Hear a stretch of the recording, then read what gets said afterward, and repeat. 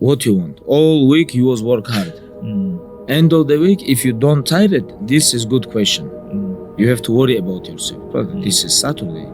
Your 6th day, you work so hard. Of course you're gonna tire it. Tomorrow rest, and Monday we're gonna begin one more training. If you don't want, go back to Dagestan and stay with your mom. She's gonna give you every day good breakfast. You don't do nothing. Stay there. But if you come here, don't complain. You wanna become best. You wanna become champion. And now you wanna say like you tired? Who cares? You tired or not? Nobody care about you. Even you, if you're gonna watch fight, you just watch fight. They walk out inside the cage, they fight, and they leave. You don't know what happened behind the scenes. This is not your business. Nobody care about this. He was tired, he have personal problem, family problem. Nobody cares. You don't know, like, you just see how he fight and he go. Hard work actually works. And with virtually everything. It might not make you the best at whatever it is you're pursuing, but it will certainly make you better than you are. Why? Because I know there's so many people that have the ability and just refuse to get off that couch. Refuse to study a few more hours, refuse to go deeper, to go further. And that's where I gain the advantage. It's so easy to be great nowadays, my friend, because most people are weak. Most people don't want to go to that extra mile. Most people don't want to find that extra because it sucks. It's miserable. It's lonely. You talked about that you were kind of, lonely by yourself. I was the same way. And that used to hurt me growing up. Now I fucking thrive in that shit. That's the only place to be. There's this line that I heard David Goggins say on Rogan, and I can't remember who he was saying it to or what he said in response to, but he just said, "I'm David Goggins, bitch." And I remember him saying it, and I thought to myself, like, you want to be able to say that in the mirror to yourself and not laugh at yourself. And the only way that I can do that is know that when no one's watching, I work harder than when they're watching.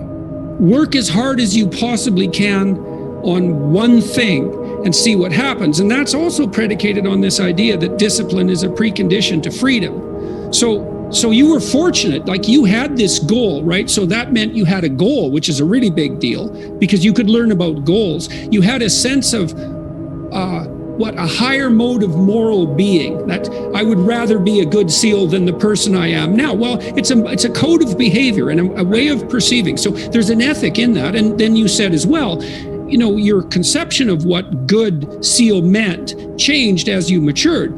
But that's also fine. It wouldn't have changed unless you would have pursued that initial only partially accurate goal. And so that's also a really good thing for people to understand is like, if you don't know what you're doing, aim at something. Is it the right thing? No, but it's better than just shooting randomly. So you aim at something, and then as you aim and you move towards it, you're going to find out why you're wrong. And then you might recalibrate your aim. And that's going to happen over and over because as you move towards a goal, it recedes or it broadens or it recedes and broadens. And otherwise you'd run out of things to do. People struggle to do things alone. And the path of the exceptional person is one of an exception, which means that you are not with other people. And rather than fighting that or bemoaning it, see it as an indicator that you're on the right path. Because if everyone else were cheering you on, then it means you're not in the right place because it means you're just like everyone else and that's not where you want to be. Like, I never forget, I was on a podcast one time and this dude goes, "You were blessed with a strong mind." Like, the hell are you talking about? I was blessed with a strong mind. That's something that you have to develop. You develop that over years, decades of suffering and going back into the suffering. That's why a lot of people who graduate Navy SEAL training, they want to know, like, I talk about very openly all the time. A lot of guys don't want to go back into that water. They want to go back into the hard stuff. Maybe not anything hard in life. Once you get through it, it's like you become a POW. Like, how many POWs want to go back to POW camp? None.